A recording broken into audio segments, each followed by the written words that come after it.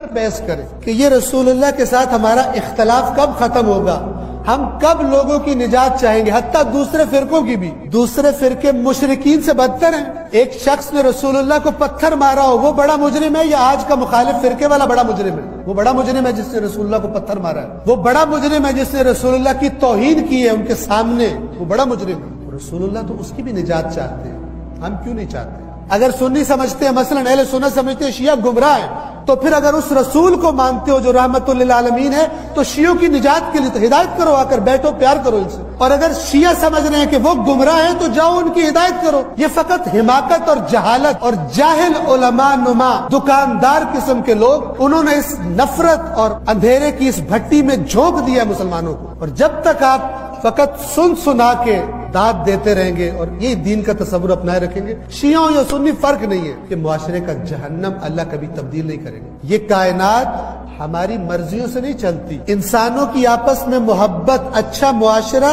ہماری آرزوؤں سے پیدا نہیں ہوتا، اللہ نے کچھ قانون بنائے ہیں۔ اگر معاشرے کو بہترین معاشرہ بنانا ہے تو اللہ فرماتا ہے میرا رسول اسوہ حسنہ ہے۔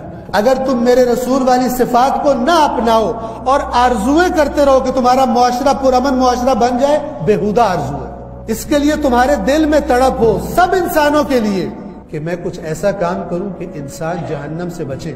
کتنی تقاریر ہوتی ہیں، کتنے پروگرامز ہوتے ہیں جی پرامن معاشرہ کیسے قائم کیا جائے۔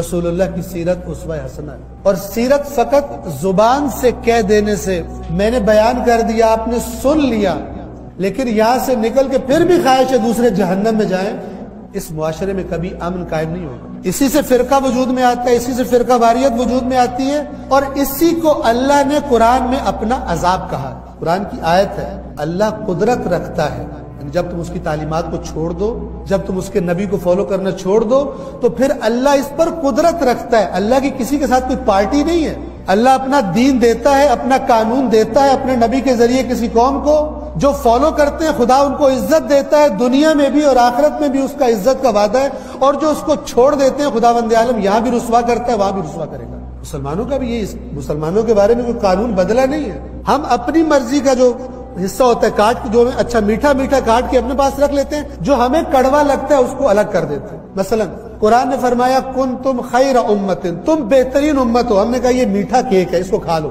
یہ ہمیں۔ اگلا فرمایا کیوں تم بہترین امت ہو، اخرجت للناس تأمرون بالمعروف تنہون عن المنکر، تمہیں لوگوں کی اصلاح کے لیے اللہ نے بھیجا ہے، تم امر بالمعروف کرتے ہو، تم نہی عن المنکر کرتے ہو، یہ ہمیں کڑوا لگا ہم نے چھوڑ دیا۔ یہ کام ہم نہیں کر سکتے، ہم صرف بہترین امت بننا چاہتے ہیں، یہ میٹھی بات ہے، نہیں بن سکتے۔ آج بہترین امت کی حالت دیکھیے دنیا میں، اپنے معاشرے کو دیکھیے، اپنے سروں پر مسلط حکومت کرنے والے سیاستدانوں کو دیکھیے، یہ کیوں سروں پہ مسلط ہے؟ اس لیے کہ دین، اس کے بارے میں ہم غیر سنجیدہ لوگ ہیں۔ خداوند عالم کو حقیقت کو جاننے کی، اس پر غور و فکر کرنے کی، اور پھر جو اصل کام ہے اس پر عمل کرنے کی، بالخصوص رسول اللہ کی سیرت اقدس پر عمل کرنے کی ہم سب کو توفیق۔ امت اسلامیہ کا موضوع ہے، اتحاد امت اسلامیہ کا موضوع ہے۔ اتحاد امت اسلامیہ صرف شعار نہ ہو کیمروں کے سامنے، پریس کانفرنسوں میں اور سیاسی چہروں کے ذریعے اتحاد کا جھانسا نہ ہو، بلکہ اتحاد عملی شکل ہو۔ الحمدللہ جامعہ عروۃ الوثقیٰ میں یہ اتحاد کی عملی شکل آغاز ہے اس کا۔ جامعہ کے ابھی بھی آپ کی مجلس میں الحمدللہ ایک بڑی تعداد اہل سنت تشریف فرما ہے۔ فرق نہیں ہے امت واحدہ میں، شیعہ اور سنی کے اندر سب امت رسول اللہ ہیں، سب ایک امت واحدہ ہیں، سب ایک دین کے پیروکار، ایک قبلہ کے ماننے والے اور رخ کرنے والے ہیں، ایک قرآن کے ماننے والے ہیں۔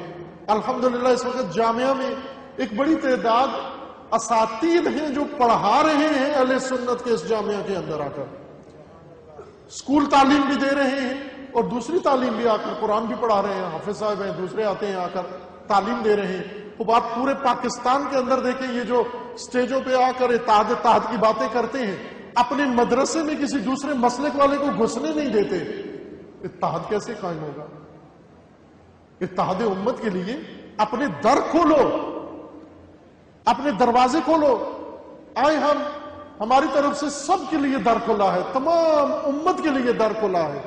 یہ مدرسہ، یہ ادارہ، یہ تمام امت اسلامیہ سے تعلق رکھتا ہے، تمام امت سے تعلق رکھتا ہے۔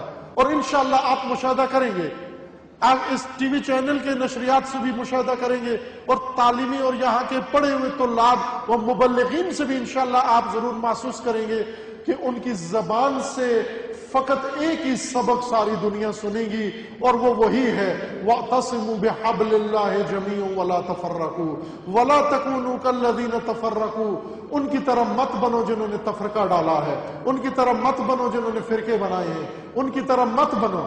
اس کا مطلب یہ نہیں کہ اپنی شناخت کو ختم کر کے، یہ اپنی شناخت کو قائم رکھو۔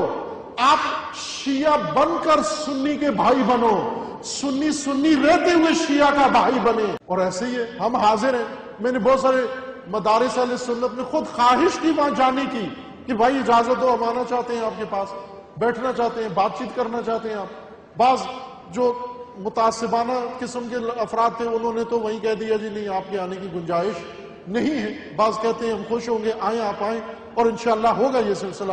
سال بھر میں ایک کثرت کے ساتھ اہل سنت کی شخصیات، اہل سنت کے علماء، اہل سنت کے باقی سارے آتے ہیں، اور یہاں آنے کے بعد ایک مشترک نقطہ جو آج تک ہم نے اپنی کسی سنی بھائی سے اس جامعہ کے اندر نہ بالواسطہ نہ بلا واسطہ سنا ہے کہ انہیں آ کر یہاں کسی اجنبیت کا احساس ہوا ہو، یا اگر انہیں یہ احساس ہوا ہو کہ یہاں ہم کسی اور فرقے میں آ گئے ہیں۔ اس طرح سے انہیں گلے لگاتے ہیں، اس طرح سے انہیں یہاں پر ان کے ساتھ برتاؤ ہوتا ہے کہ وہ بھول جاتے ہیں کہ ہم کسی اور ادارے میں ہیں، وہ یہ سمجھتے ہیں ہم اپنے ہی ادارے میں ہیں۔ اور ایسا ہی ہے، یہ پوری ملت اسلامیہ کا، پورے امت اسلامیہ سے تعلق رکھتا ہے یہ ادارہ۔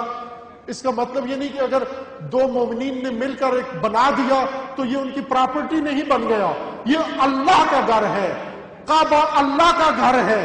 اللہ کا گھر مثابۃ للناس، وہ لوگوں کے رفت و آمد کی جگہ ہے، لوگوں کے رفت و آمد کی جگہ ہے۔ یہ مسجد، یہ عوام الناس کے لیے، یہ جامعہ، یہ عوام الناس کے لیے، اور انشاءاللہ اس سے ملحقہ جتنے بھی اور ادارے قائم ہوں گے اور ہو رہے ہیں وہ سب انشاءاللہ تمام امت اسلامیہ سے تعلق رکھتے ہیں۔